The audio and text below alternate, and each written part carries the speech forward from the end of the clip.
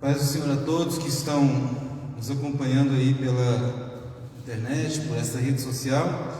Já estamos reunidos aqui na casa de Deus para compartilharmos, hoje o estudo a respeito do profeta Daniel. Vou fazer uma panorâmica a respeito deste livro. Aliás, Joel, desculpa, já falamos sobre Daniel, aí Oséias, hoje é Joel, o povo está ligado aí. Muito bem. Abra a Bíblia então, já para começarmos, no livro de Joel. Joel, capítulo 1.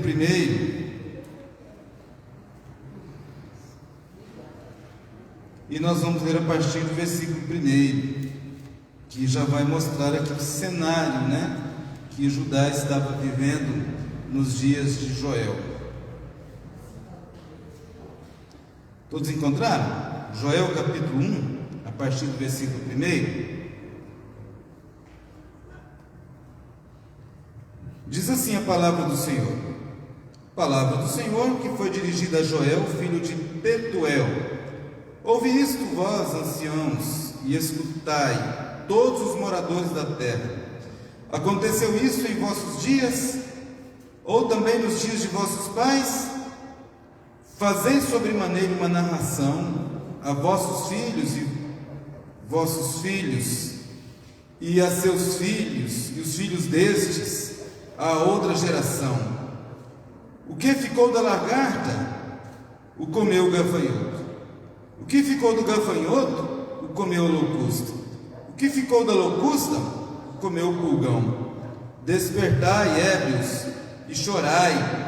Gemei todos os que bebeis vinhos por causa do mosto, porque tirado é da vossa boca. Porque uma nação subiu sobre a minha terra, poderosa e sem número. Os seus dentes são dentes de leão, e tem queixadas de um leão velho. Fez da minha vide uma assolação, e tirou a casca da minha figueira, e despiu-a toda, e lançou por terra. Os seus sarmentos se embranqueceram. Lamenta como a virgem que está cingida de pano de saco pelo marido da sua mocidade. Foi cortada a oferta de manjar e a libação da casa do Senhor. Os sacerdotes, servos do Senhor, estão entristecidos. O campo está assolado e a terra triste, porque o trigo está destruído. E o mosto se secou, o óleo falta. Os lavradores se envergonham, os vinhateiros gemem sobre o trigo e sobre a cevada, porque a colheita do campo pereceu. A vide secou, a figueira se murchou, a romeira também, a palmeira e a macieira, todas as árvores do campo se secaram, e a alegria se secou entre os filhos dos homens. Olha só o cenário que Israel estava vivendo, que Judá estava vivendo. Um cenário horrível. Houve uma praga de gafanhotos ali que comeu tudo, comeu lavoura, estragou todo o campo, e o povo ficou sem ter o que comer. De fome, houve morte, e eram dias terríveis. Esses dias, os dias de Joel. Ele não dá dica aqui a respeito do tempo que foi escrito, porque ele não cita nenhum rei. Quando cita algum rei, aí fica fácil de você dizer em que tempo ele profetizou. Mas como ele não cita nenhum rei, aí fica difícil saber que tempo foi esse que ele profetizou. Mas os estudiosos entendem que ele é um dos profetas mais antigos, porque Amós o cita, Oséias o cita. Então entende-se que ele seja um dos profetas dos mais antigos, e os seus escritos aqui são de grande importância. Aliás, os profetas menores são necessários para os nossos dias. Muitos pastores de hoje não pregam mais o livro dos profetas, nada sobre os profetas menores, e alguns são até esquecidos. Você fala para abrir a Bíblia em Obadias, meu Deus, onde é que está esse livro? Naum Meu Jesus, onde é que se encontra esse livro de Naum?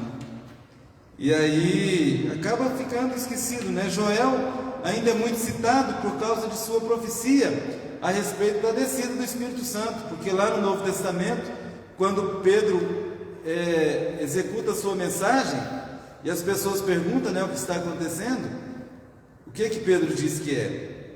Não fiquem assombrados, pois hoje se cumpre a profecia de Joel, que daqui a pouco nós vamos falar sobre ela, né? Então, houve problemas naquele tempo que hoje também existe da mesma maneira. Houve pecados naquele tempo que hoje também se comete do mesmo modo. E as profecias que foram realizadas naquele tempo também servem para hoje, da mesma maneira. Por quê? Deus não mudou, a sua palavra não mudou, a sua natureza santa continua a mesma. Deus é santo, e essa natureza de santidade de Deus, ela não mudou. Hoje é a mesma coisa. Então a mensagem de Deus no Antigo Testamento é a mesma mensagem para os nossos dias. Nós podemos fazer aqui um resumo, né, aqui do livro de Joel, que nós lemos aqui, com essa praga terrível que aconteceu lá, e houve seca, houve fome, houve fogo, houve bastante coisa ali que destruiu tudo. O povo ficou padecendo muitas necessidades, e nós podemos entender o seguinte: o que nós falamos na quarta-feira passada, quando estudamos Oséias, e também quando estudamos Ezequiel, e quando estudamos Daniel, e quando estudamos os profetas, né? O que nós entendemos aqui? O que toda a Bíblia traz? Quando o povo peca, o que acontece? Destruição, maldição. Quando o povo obedece, o que acontece? Vem bênção, vem bonança. Então uma coisa está ligada à outra: desobediência, maldição; obediência, bênção. Uma coisa é ligada à outra. Hoje é diferente, mas nós não vivemos no tempo da graça? Hoje tudo pode, não é verdade? Está tudo liberado, hoje é tudo uma beleza. Você pode fazer o que quiser, criar sua própria religião, criar o seu próprio espaço. Afinal de contas, você é dono de você mesmo. Quem é que manda em você? Não é isso que falam por aí afora? Mas Deus continua sendo Deus. O que era pecado continua sendo pecado. Aquilo que aborrecia a Deus, continua aborrecendo a Deus. Da mesma forma, não mudou. E do mesmo jeito, quando a desobediência pessoal ou da nação, então vem maldição sobre a pessoa ou sobre o lugar. Vamos ver aqui alguns destaques do livro de Ezequiel que nós podemos aqui ver. Obrigado, meu irmão.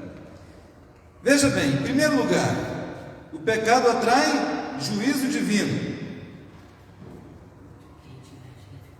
A praga de gafanhotos, a seca e o fogo são calamidades que atingem a terra, as plantas, as fontes, o gado, os homens e até a religião. Como que atingiu a religião judaica, o culto judaico? Da seguinte maneira: houve fome, o povo não tinha o que comer, o dízimos e a oferta naquele tempo era o fruto da lavoura, então colhia o trigo, levava parte do trigo para o templo, como dízimo. Colhia a uva, levava parte da uva para o templo. Colhia a maçã, levava parte da maçã para o templo, como oferta. Acabou isso, o que acontece com o templo? O que acontece com o culto? Acaba. O sacerdote tem que fazer o quê? Não tem o que fazer, porque ele vivia daquilo que lhe traziam. O povo deixou de trazer, fechou as portas. Então atingiu tudo, a terra, a planta, a fonte, o gado, os homens, o culto, tudo foi atingido por causa da desobediência. Em segundo lugar, quando o povo da aliança desobedece, Deus disciplina. As calamidades naturais eram chicotes da disciplina de Deus ao seu próprio povo. O povo da aliança tinha desobedecido a Deus. E para trazê-lo de volta, o Senhor enviou seus agentes disciplinadores. Veja Joel 1,15. Aquele dia, porque o dia do Senhor está perto, e virá como assolação do Todo-Poderoso. O povo não estava, o culto a Deus, a adoração não era era ai. Era diferente, porque é que a coisa está boa, está legal, mas aí está ruim. Meu Deus, que sofrimento, Jesus, esta seca, esses gafanhotos. Esses dias passou uma nuvem de gafanhoto que quase que entra no Brasil, ali pelas Mandas do Sul ali, que todo mundo ficou apavorado. O Brasil é um país continental, Agora imagina Israel. Israel é o tamanho do estado de Sergipe, menor estado brasileiro. Agora imagina isso, Israel devastando tudo, acabando com tudo. E aí o povo só tinha que dizer isso, Mas porque houve desobediência, e Deus manda os seus agentes disciplinadores. Sabe por quê? Porque Deus está no controle de tudo pertence a Ele, e Ele está no controle de tudo. Esses gafanhotos aqui eram agentes de Deus, para levar juízo para o povo. Eram agentes de Deus para levar juízo. Lá no Egito, Deus também usou seus exércitos. Quais foram os exércitos que Deus usou lá para destruir Faraó, destruir o Egito? Quais foram os exércitos? Alguém pode me ajudar? Deus usou o exército de moscas, sim ou não? Usou. O Egito encheu de mosca. Usou o exército de piolho? Usou. De gafanhoto? Usou. São exércitos. São exércitos. De rãs que invadiu a cidade. São exércitos de Deus. Tudo obedece a sua voz, tudo obedece ao seu comando. Só tem dois seres no universo que acham que desobedece a Deus, que quer fazer as coisas contrárias à sua vontade. Quem que é? O diabo e o homem. O diabo e o ser humano. Esses dois aí que quer fazer as coisas contrárias à vontade de Deus, mas acaba que chega no que Deus quer, porque o diabo, até para fazer o que ele quer, ele precisa da permissão de Deus. Ele só vai até onde Deus deixa, porque o diabo, ele não tem todo o poder. O diabo, ele não tem o controle do universo. O diabo, ele não tem o controle das nossas vidas. O diabo não tem o controle deste mundo. Tudo pertence a Deus, tudo está nas mãos dele. Para que ele faça alguma coisa, Deus o permite. Então tudo está sob o controle de Deus. Veja bem, assim como a desobediência atrai o castigo, nós podemos ver também que o arrependimento sincero suspende o castigo e traz de volta a restauração. Olha que legal. Existe o castigo? Existe, mas não é uma destruição, não é algo eterno. Por quê? Ao haver o arrependimento, há a cessação do castigo. Vamos ver Joel 2, a partir do 12. Olha só: ainda assim agora mesmo, diz o Senhor, convertei-vos a mim de todo o vosso coração. Isso com jejum, com choro, com pranto, e a gente vai ver isso mais para frente. Mas o Senhor convida o povo ao arrependimento. O Senhor convida o povo ao arrependimento. E quando há esse arrependimento, a salvação, a cessação do castigo. Porque Deus é Deus misericordioso. A disciplina de Deus é para correção. Cessa-se o castigo. Podemos observar também que o livro do profeta Joel fala do dia do Senhor, esse dia de trevas, trevas gigantescas, mas também de bênçãos indizíveis para o povo de Deus. Haverá tribulação para os ímpios, mas haverá bênção para aqueles que servem ao Senhor. Nós podemos entender aqui a teologia do profeta Joel. Em primeiro lugar, soberania de Deus, soberania sobre a natureza. Joel é um livro teocêntrico. A praga, o apelo ao lamento, as instruções instruções para a conversão, restauração, a dádiva do Espírito Santo, a convicção da vitória final, todos são atos de Deus. Segundo, o arrependimento humano é o caminho seguro para a misericórdia divina. As pessoas vivem como se não existisse Deus. As pessoas vivem como que os seus pecados não fizessem diferença para a eternidade. E pecado existe. Tem gente que fala o seguinte: não existe esse negócio de pecado. O que é pecado? É tudo aquilo que te afasta de Deus, tudo aquilo que aborrece a Deus. Isso é pecado. Tudo aquilo que te afasta de Deus, tudo aquilo que aborrece a Deus, tudo aquilo que te tira da vontade de Deus é pecado. A gente fica preocupado com tanta coisa. Será que isso é pecado? Será que isso é pecado? Pergunta: isso vai desagradar a Deus? Então é pecado. Isso vai agradar a Deus? Então não é pecado. É essa pergunta que nós temos que fazer. E nós temos um livro aqui que nos diz isso, que nos norteia para saber o que é pecado e o que não é. Que livro é esse? A Bíblia Sagrada. Então a Bíblia Sagrada tem as instruções aqui para nós seguirmos, nos nortear. Veja bem, então o arrependimento humano é o caminho seguro para a misericórdia divina. E em terceiro lugar, a salvação é pela graça, mediante a fé, e não é uma conquista pelas obras, não é o que eu faço. Eu não vou chegar diante de Deus e falar assim: ó Senhor, eu sou tão bom. Eu dei até uma cesta básica essa semana, eu fiz caridade. Eu fui a pé até Brasília, caminhando para pagar a penitência. Eu visitei o hospital, tinha muita gente enferma, eu fui lá, eu visitei, eu fiz assistência, legal. Eu sou tão bom, Deus, eu sou tão bom. Você tem coragem de falar isso para Deus?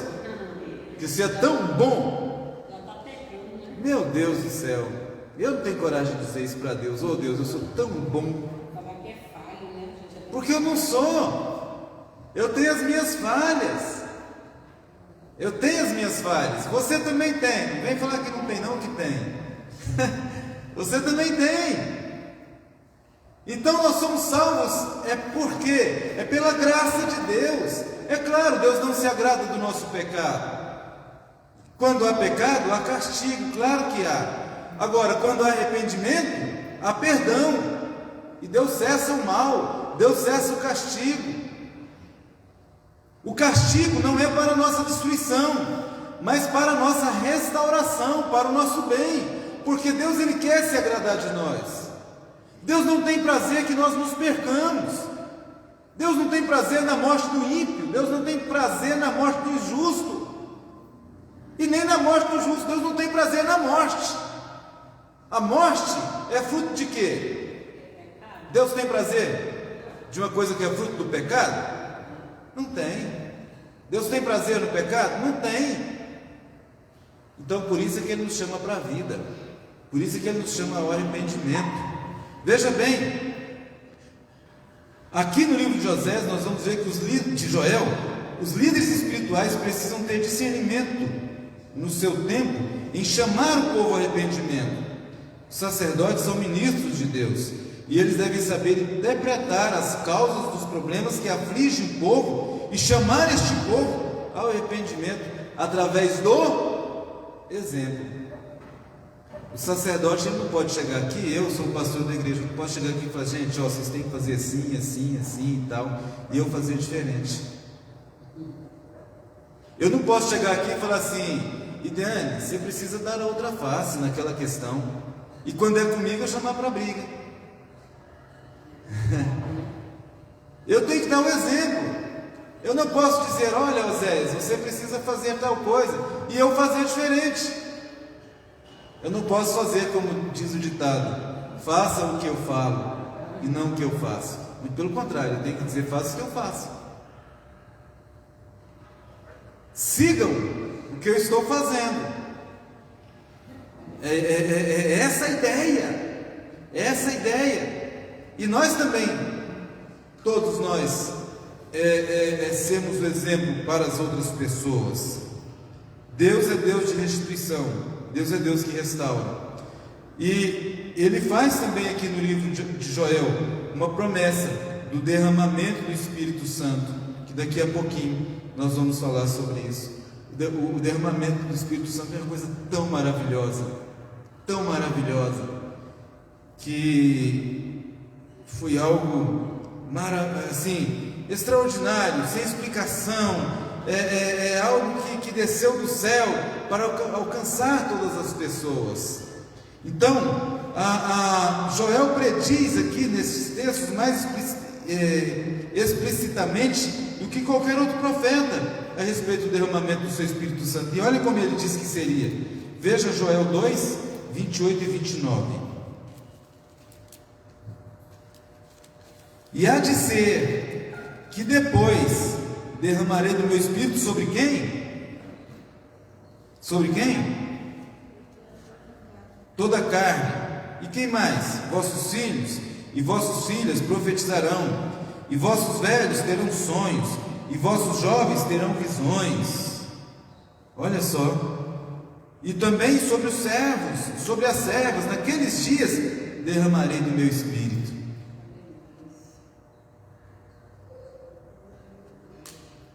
Daqui a pouquinho vamos falar sobre o significado disso aqui, que é extraordinário e serve para os nossos dias. Nós podemos ver que haverá julgamento no dia do Senhor. Nós podemos ver que há uma restauração do povo aqui gloriosa, promessa de restauração, promessa de glória, promessa de bênção, promessas de prosperidade. Tudo isso se o povo fizer a vontade de Deus. Você pode ler todo o livro de Joel, que você vai encontrar isso. Houve naquele tempo uma calamidade,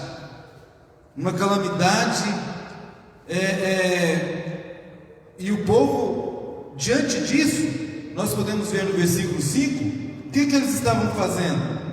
Despertai ébrios e chorai, gemei todos os que bebeis vinho, por causa do mosto, porque tirado é da vossa boca. Estava acontecendo uma crise, gafanhoto invadiu a terra, houve seca, houve fogo, houve fome, houve morte, houve tragédia. E o povo estava fazendo o quê? Bebendo, enchendo a cara. Não estava nem aí com o que estava acontecendo. A embriaguez é um vício devastador. O álcool é ladrão de cérebro. Ele anestesia a consciência, endurece o coração e calcifica a alma. E aí, por aí está dizendo, não, você pode beber, não tem problema não. Jesus até transformou água em vinho. Paulo até disse para Timóteo beber um pouquinho de vinho na água. Não tem problema você beber. Aí eu pergunto, qual é o benefício disso? Não traz nenhum benefício. Agora a Bíblia diz, não embriagueis com vinho em que há contenda. Então a embriaguez é pecado? Sim, porque tira a sua razão. Você não vai encontrar base na Bíblia dizendo de proibição em relação à bebida, mas você vai ver aqui que há problemas que são causados pelo excesso dela. Então o excesso dela vai causar muito problema. Agora, endurece o coração, como eu disse, anestesia a consciência, calcifica a alma. Aí nós vamos observar que intoxica a mente, cauteriza a consciência, endurece o coração e faz da sociedade um ambiente sórdido e egoísta, conforme nós podemos ver em Provérbios 23, do 29 ao 35. Houve uma devastação irresistível, todas as criaturas estão sob o controle de Deus. Joel descreve os bandos de gafanhoto como um povo poderoso e numeroso, que devasta e assola tudo que encontra pela frente. Em terceiro lugar, uma destruição inevitável. Joel descreve esses gafanhotos com dente de leão, queixas de leoa, lá no versículo 6 que nós estamos. Dificilmente uma presa escapa depois de ser abocanhada por um leão. Seus dentes são armas mortais e a destruição da presa é inevitável. Assim Joel via aqueles gafanhotos. Já viu um gafanhoto com dente de leão? É claro que não tinha, né, gente? Gafanhoto não tem nem dente. Mas é o que ele imaginava. Era a forma como ele entendia que era aquilo que estava acontecendo. O povo não estava nem aí, não estava nem se importando com o que estava acontecendo. E Joel, vendo tudo aquilo, clamava a Deus: meu Deus do céu, esse povo precisa ouvir a palavra, esse povo precisa voltar ao arrependimento. Este povo tem que buscar a Deus para que haja cura nas suas terras, para que haja cura na nossa nação, para que haja cura na nossa alma. Lá em Crônicas já estava escrito: se o meu povo, que se chama pelo meu nome, orar, se humilhar, se converter dos seus maus caminhos, então eu ouvirei dos céus, perdoarei seus pecados e sararei a vossa terra. É isso que está dizendo aqui o texto. Agora, Joel orou, clamou o povo para que o povo lamentasse, para que o povo buscasse ao Senhor. Veja que no versículo 8, lamenta como a virgem que está cingida de pano de saco pelo marido de sua mocidade. Sabe o que é isso? É a tristeza de uma mulher prometida em casamento. Ela era noiva e ficou viúva antes de casar. Era uma tristeza infinita isso. A mulher ficou viúva antes de se casar, e ele comparou este episódio ao que estava acontecendo. Ou o pranto de um filho único que morreu e levou o nome da família, só tinha um filho e ele morreu e não tinha mais a continuidade da família, né? Conforme a gente pode ver também lá em Amós 8, versículo 10 a respeito disso.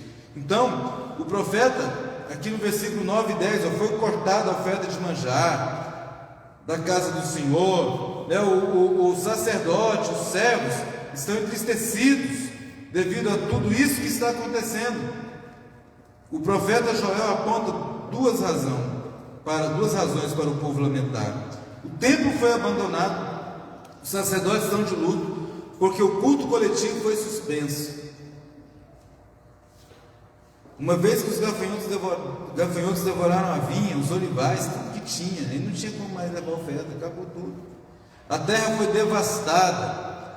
A devastação da terra, a destruição da lavoura, o fracasso das colheitas representavam um colapso total na economia da nação. Agora, Deus restaura? Sim, Deus restaura o povo, mas eles deveriam chorar por causa de seus pecados. Deveriam convocar o povo para um jejum. O jejum é um exercício espiritual da mais alta importância. Veja no versículo 14 do capítulo 1: santificai um jejum, apregoai o dia da proibição, congregai os anciãos, todos os moradores dessa terra, na casa do Senhor vosso Deus, e clamai ao Senhor. Então chama o povo tudo para orar, chama o povo tudo para jejuar. Jejum é para quem tem pressa da bênção. Você ainda tem a prática do jejum? Prática da oração e do jejum? Porque muita gente já não tem mais a prática do jejum. Muita gente já não jejuma mais. Não tem nem tempo mais para orar. Mas aqui o profeta Joel, ele incentiva os sacerdotes, ele chama o povo: gente, vamos orar. Chama para a casa de Deus para orar, convoca o jejum nacional, para que o povo jejue, para que o povo ore. Jejum é para quem tem fome de Deus, jejum é para quem tem pressa das coisas. Aleluia, Jesus. Quem tem pressa das coisas, ora, jejuma, pede a Deus, clama, e o Senhor atende e abre as portas do céu e abençoa o seu povo, a todos aqueles que clamam por Ele. Os sacerdotes deveriam fazer isso, convocar uma grande reunião de oração, uma reunião de arrependimento, de clamor, de busca. Há momento que o povo precisa sair de suas casas e caminhar na direção da casa de Deus. É claro, há um tempo para o culto individual, mas agora não é a hora, agora é a hora de todo mundo se reunir no templo para o culto coletivo. Mas não para celebrar, para chorar, para clamar e se arrepender de seus pecados. É claro, quando a gente chama o povo para celebrar, vem mais gente, não vem? Gente, vamos celebrar, vai ter uma festa aqui, e e vamos celebrar, e vamos cantar, e vai ter música, e vai ter isso, e vai ter aquilo, e isso é bom. E nós precisamos mesmo celebrar com júbilo ao Senhor, né? Mas tem momento que é hora de clamar ao arrependimento. Se houver uma convocação para oração, a gente vai ver todos cumprindo essa convocação. Ao jejum, é necessário, há necessidade de orar, há necessidade de jejuar, há necessidade de se quebrantar diante de Deus, há necessidade que isso aconteça.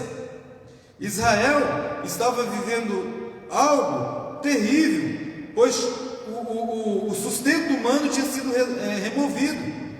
Onde falta pão, a inquietação domina. Onde a fome se estabelece, reina o desespero. O que faltava não era luxo, mas era o pão. Era o pão que estava faltando. Veja lá no versículo 16 para você ver. Porventura, o mantimento não está cortado diante dos vossos olhos. O mantimento, o pão. A seca era severa. Veja o versículo 17 e 18. A semente apodreceu debaixo dos seus torrões, os celeiros foram assolados, os armazéns derrubados, porque secou o trigo. Isso era o resultado da seca. Mas o profeta Joel chama o povo para clamar. Ele era profeta e intercessor. A insensibilidade do povo é reprovada pelos homens piedosos e até pelos animais. Joel acrescenta mais um flagelo. Além dos gafanhotos e da seca, agora menciona o fogo. Veja o versículo 19 do capítulo 1. Ai de ti, a ti, ó Senhor, clamo, porque o fogo consumiu os pastos do deserto e a chama abrasou todas as árvores do campo. Você consegue imaginar um caos desse? Gafanhoto, seca, fogo, fome, frieza espiritual, templo fechado, sem sacerdote no templo. Era. Oi? Está diferente não? Hoje está igual? Hoje não está muito diferente. Sim, hoje está igual, hoje não está muito diferente. Sim. Veja bem, diante dessa tragédia nacional, o povo de Judá ainda estava anestesiado e endurecido. Diante de tudo isso, o povo estava com o coração duro, e era o povo de Deus. Era o povo de Deus, coração endurecido. Mas houve um clamor, o profeta clama a Deus. O profeta Joel não apenas era profeta, mas também intercessor. Houve o clamor, inclusive, dos animais. Veja o versículo 20. Também todos os animais do campo bramam a ti, porque os rios secaram e o fogo consumiu. O fogo consumiu os pastos do deserto. Então até os animais clamaram ao Senhor. Então veja bem, concluindo isso aqui, nós podemos entender algumas coisas que são interessantes, algumas instruções que são pertinentes para as nações e também para os indivíduos. Primeira, ouça a palavra de Deus e interprete os acontecimentos à sua volta na perspectiva da providência divina. Deus levanta as pessoas para nos encorajar a voltar para Ele em tempos de aflição. Ah, pastor, mas está tão difícil, eu vou me afastar. Não, nos tempos difíceis você tem que vir, você tem que estar junto, você tem que estar perto. Mas o que a gente faz? Ah, no tempo de aflição, vou me afastar, estou fraco, vou embora. Não. No tempo que a coisa aperta, você tem que fazer o quê? Pedir socorro. No tempo que a coisa aperta, você tem que pedir ajuda. Outra coisa, desperte. Então ouça a palavra, desperte. Quando Joel viu as vinhas devastadas, as árvores sendo destruídas, dirigiu-se aos bebedouros e os mandou acordar e chorar. Contudo, eles deveriam chorar não pela falta do vinho, mas por causa dos seus pecados. porque haviam trazido o juízo de Deus. Ouça, desperte, lamente, clame, arrependa-se e haverá salvação. Arrependa-se e haverá salvação. Essa era a profecia de Joel. Arrepender e viver, ou não se arrepender e morrer. Eles tinham só duas escolhas. Só existe uma opção, né? Duas escolhas: arrepender e viver, desobedecer e morrer. Deus propõe ao seu povo a vida ou a morte, a bênção ou a maldição, o arrependimento ou o juízo. E o arrependimento é o único caminho da restauração, é a única porta de escape do juízo. O arrependimento é o único portal da vida. Está vendo por que os profetas menores não são pregados? Porque as pessoas hoje, em sua grande maioria, pregam o quê? Bênção divina. E a bênção vem? Vem. Pregar a bênção é certo? Não está errado. Mas o que adianta a bênção sem um arrependimento? Do que adianta a bênção sem o abençoador? Muita gente recebe e sai da igreja, né? Sim. Então, é melhor o abençoador. Porque eu tendo o abençoador comigo, a bênção é certa.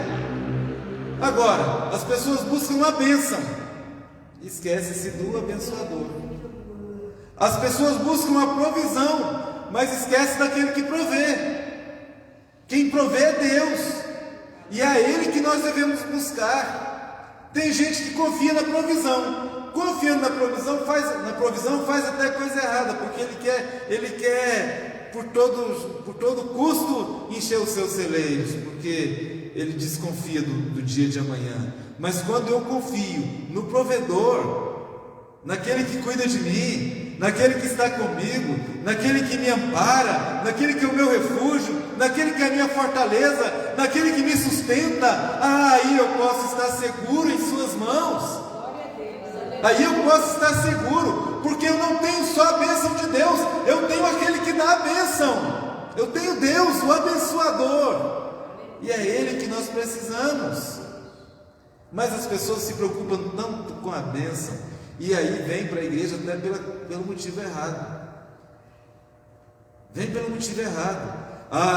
Eu fui para a igreja, mas eu estou muito frustrado, porque eu queria uma casa nova, e eu não ganhei.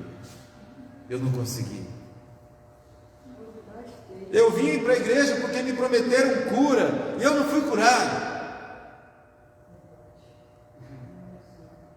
Se Deus quiser curar todo mundo, Ele cura. Mas Ele cura todo mundo?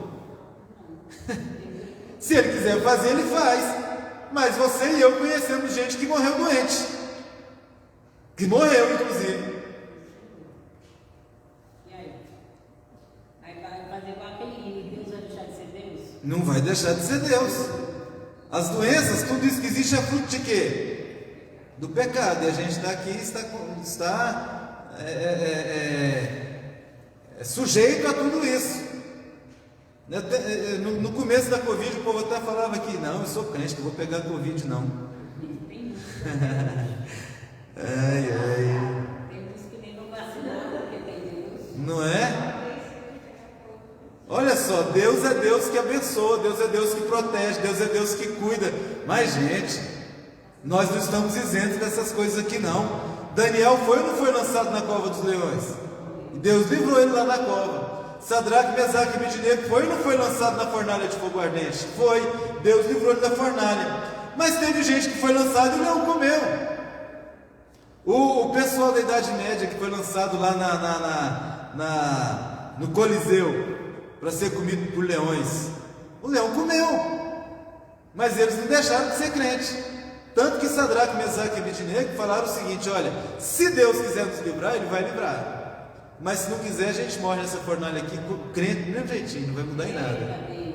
E é dessa forma que a gente tem que servir a Deus.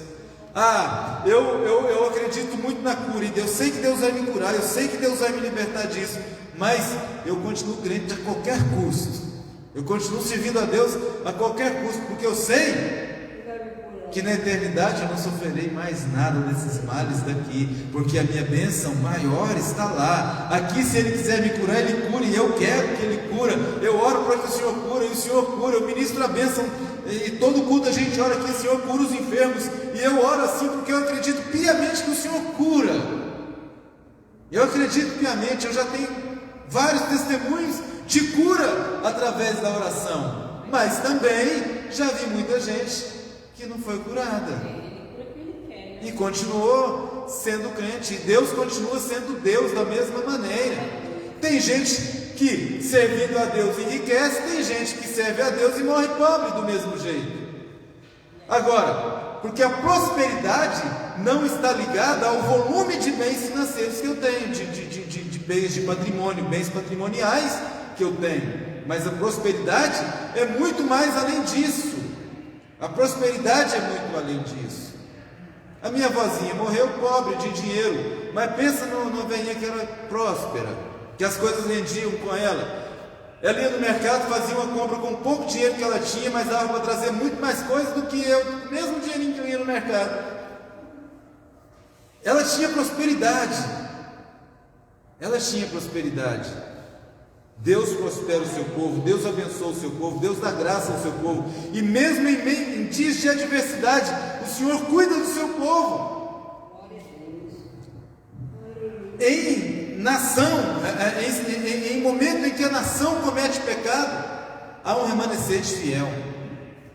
Há um remanescente fiel, e esse remanescente está presente aqui hoje, orando a Deus, clamando a Deus, arrependendo dos pecados, inclusive da nação, porque a gente ora não só pelo perdão dos nossos pecados. Senhor, perdoa os meus pecados, e na oração pessoal lá no seu quarto você pode orar nominalmente. Aqui em público a gente fala assim: Senhor, perdoa todos os meus pecados, que ninguém precisa saber quais são. Mas lá no quarto, Senhor, o meu pecado é esse, perdoa os meus pecados. Você pode nominá-los. Agora, também orar para que Deus perdoe a nação. Senhor, perdoa os pecados dessa nação. O Brasil tem pecado, gente. Nossa nação comete pecado. Nosso povo brasileiro, nossos governantes.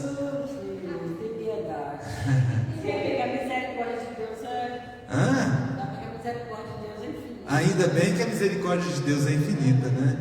Glória a Deus por sua misericórdia.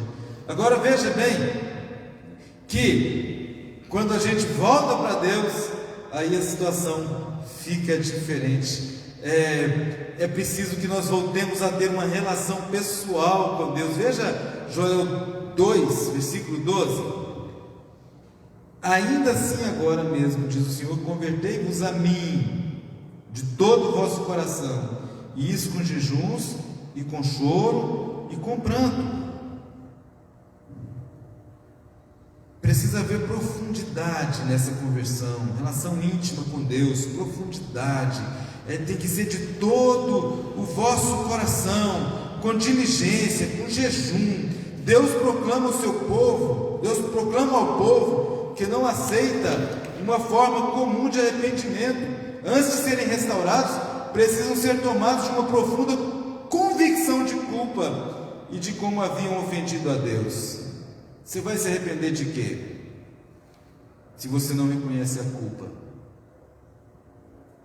Agora, existem motivações para que as pessoas voltem para Deus. Primeiro, Deus é misericordioso e compassivo. Veja o versículo 13: rasgai o vosso coração e não as vossas vestes. Convertei-vos ao Senhor vosso Deus, porque Ele é misericordioso e compassivo. Além de misericordioso e compassivo, Ele é tardio em irar-se. Continue lendo o versículo 13. Grande em benignidade e se arrepende do mal. Tardio em irar-se, grande em benignidade e se arrepende do mal. E se arrepende do mal. Então esses são motivos para o regresso, para o retorno. Quem é que deve voltar? Quem é que deve regressar? Veja aqui o versículo 16: congregai o povo, santificai a congregação, ajuntai os anciãos. Pessoal da cabeça branca, experiente, que sabe o que faz, que sabe a caminhada. Tem? Oi? Ajuntai. Ajuntai os anciões, venham os anciões, o povo da cabeça branca, o povo da experiência, venham. Não estão dispersos. Traz todo mundo. Mas quem mais além dos anciãos? Os filhinhos, os jovens.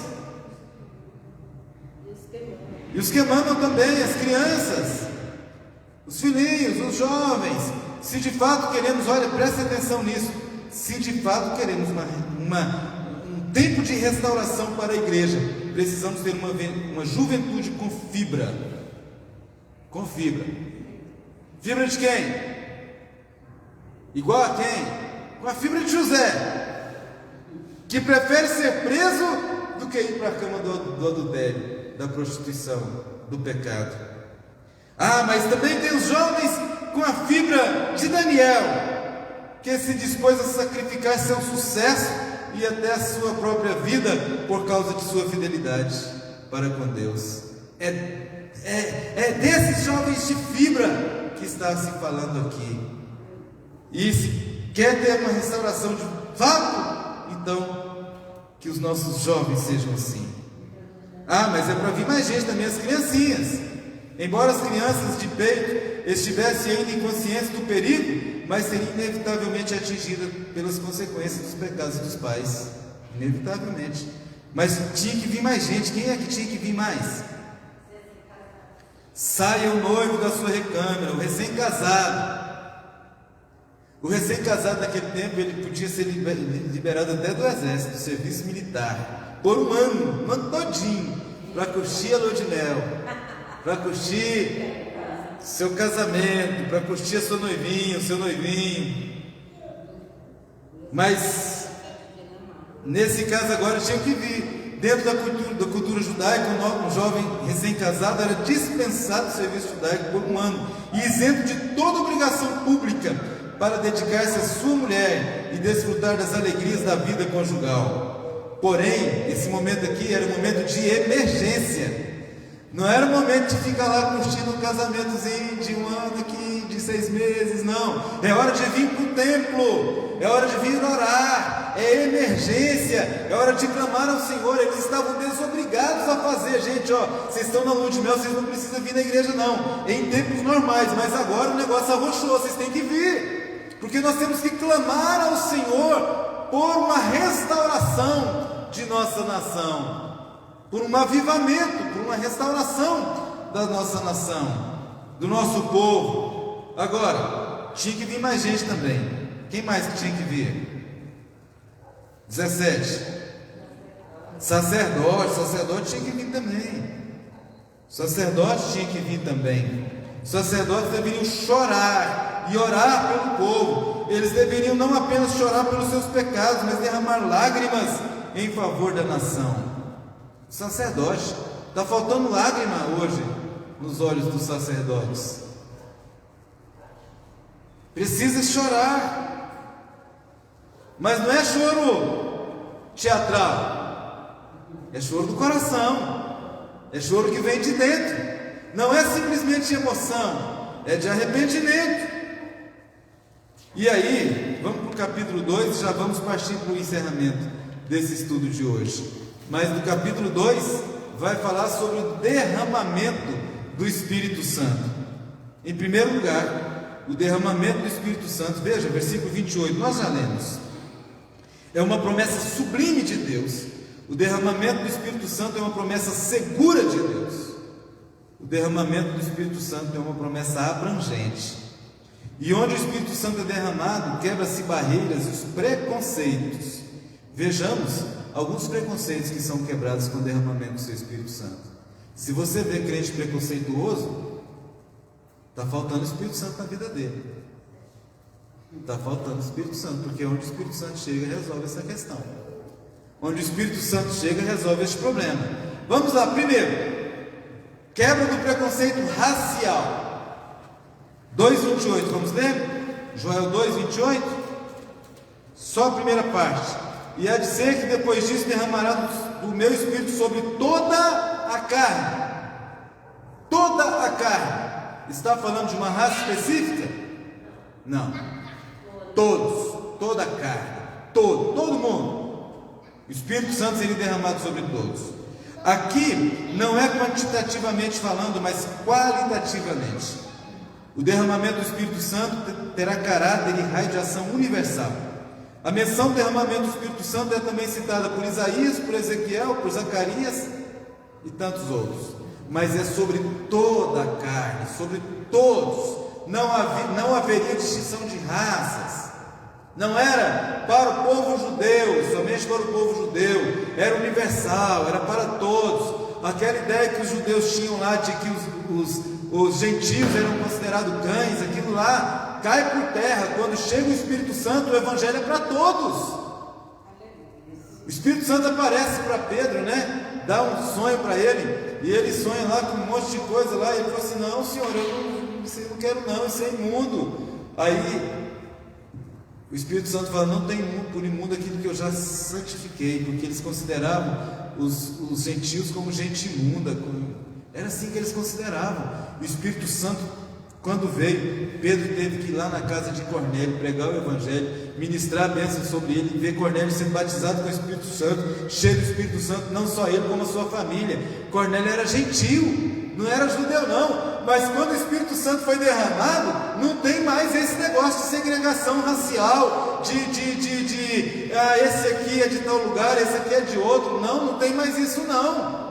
Isso é quebrado, essa barreira é quebrada. E se você vê um crente com preconceito racial, ora na cabeça dele, porque ainda não se converteu não se converteu ainda, está faltando o Espírito Santo. Ele pode até vir à igreja, mas está faltando o Espírito Santo na vida dele, porque se o Espírito Santo desceu sobre ele, então não tem isso. Veja bem, e mais coisa: quebra do preconceito sexual. Como isso? Continuamos no 28. Sobre toda a carne, já falou isso. E sobre vossos filhos e vossas filhas. Não tem esse negócio de Espírito Santo descer só sobre os homens, não. Também sobre as mulheres, sobre os vossos filhos e sobre vossas filhas. Todos serão cheios do Espírito de Deus. Aqui, nesta igreja, a mulher tem vez, porque há o Espírito Santo. Gálatas, capítulo 3, versículo 28, quebra tudo. Homem e mulher são iguais diante de Deus. Iguais. Veja lá Gálatas 3, 28, veja o que está escrito. Gálatas 3, 28. Então há quebras de preconceitos.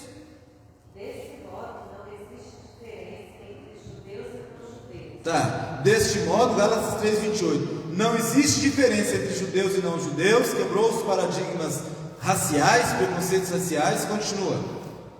Entre escravos e pessoas livres. Então não tem preconceito social. Pode ser rico, pode ser escravo, pode ser livre, pode ser o que for. Está tudo aqui dentro do mesmo nível aqui diante de Deus. O que mais? Entre homens e mulheres. Entre homens e mulheres.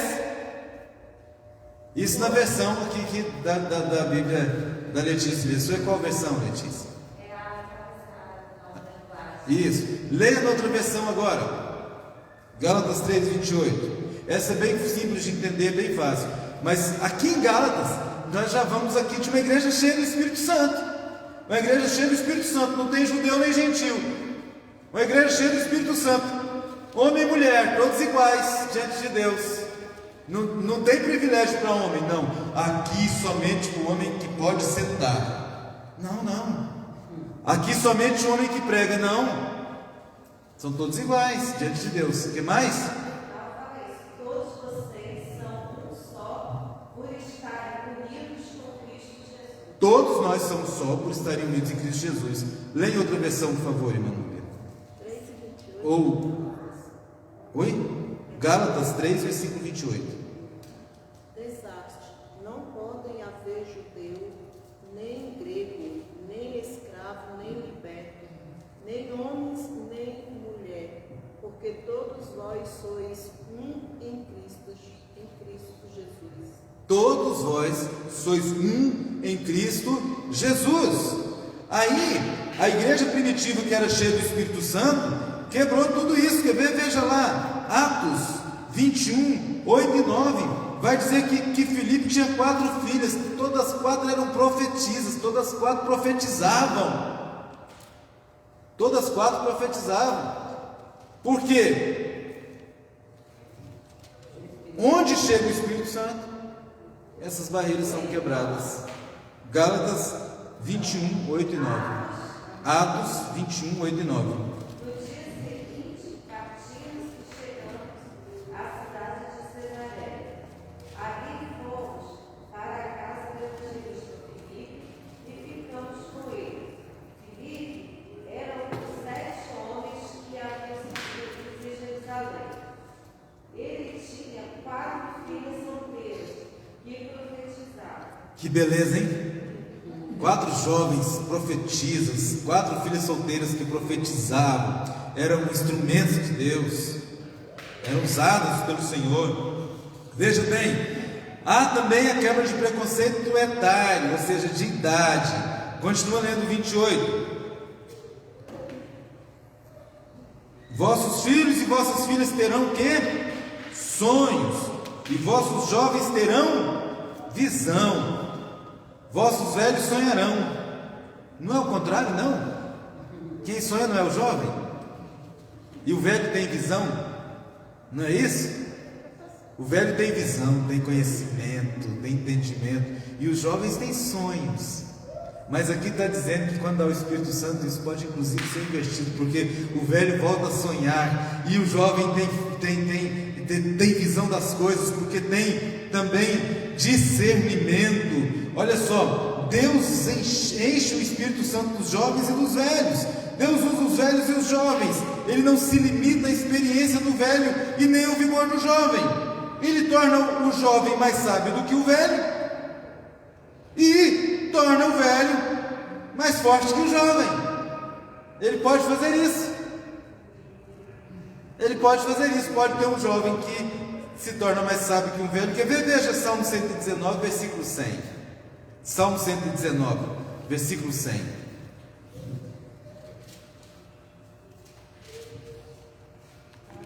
Leia, por favor.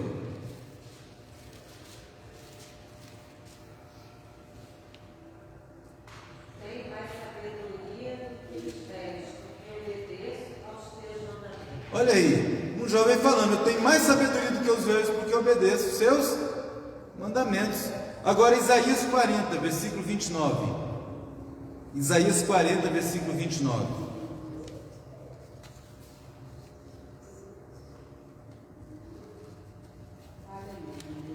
Isaías 40, 29. Aos cansados ele dá novas forças. Aos cansados dá força. E enche de energia os fracos. Enche de energia os fracos. Até os jovens se cansam e os moços tropeçam e caem. Mas os que confiam no Senhor recebem sempre novas forças. Ah, glória a Deus. Glória a Deus. Os que confiam no Senhor renovam suas forças. E o texto segue como águias, como asas, né? Como diz a canção. E aí renovam as forças, revigoram as suas forças.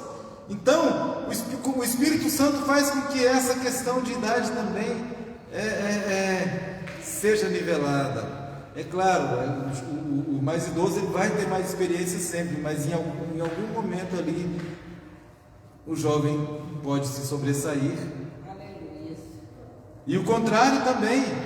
Agora veja bem, há uma quebra de preconceito social. Veja o 29, versículo 29. E também sobre os vossos servos e sobre as vossas servas, naquele dia derramarei do meu espírito até sobre os vossos servos, sobre vossas servas. O Espírito de Deus não é elitista, não é só sobre os patrões, não é só sobre os ricos, não, é sobre todo mundo. Ele vem sobre o rico, sobre o pobre, sobre o doutor, sobre o analfabeto, sobre quem for.